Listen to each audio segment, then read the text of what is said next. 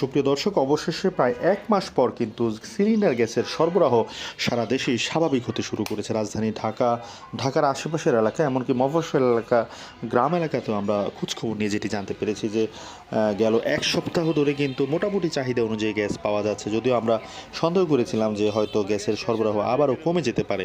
তবে এই সময়ের মধ্যে যেটি হয়েছে, অনেকেই কিন্তু আসলে এই মুহূর্তে ওই যে সংকটকালীন সময় যখন ১৩০০ টাকার গ্যাস আসলে ৩,০০০ টাকা দিয়েও পাওয়া যাচ্ছিল না, ঠিক সেই মুহূর্তে কিন্তু অনেকে ইলেকট্রিক চুলা, ইন্ডাকশন চুলা, ইনফ্রারেড চুলা দ্বারা আসলে কিনেছেন, যে কারণে গ্যাসের চাহিদাটা হয়তো আস্তে আস্তে কিছুটা কমবে।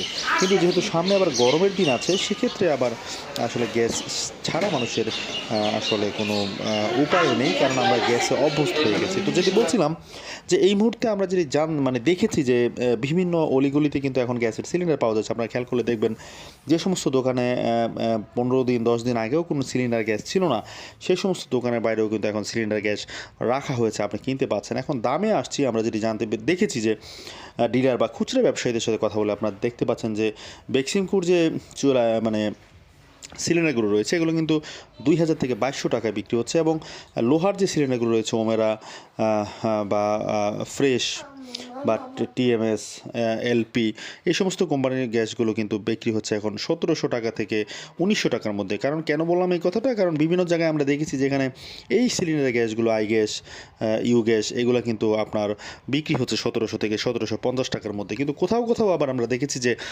সেগুলোই বিক্রি হচ্ছে ১৮০০ থেকে ১৯০০ টাকায়। তো আপনারা দেখে শুনে দুই একটা দোকান যাচাই করে তারপরে কিন্তু সিলিন্ডার গ্যাস অবশ্যই কিনবেন।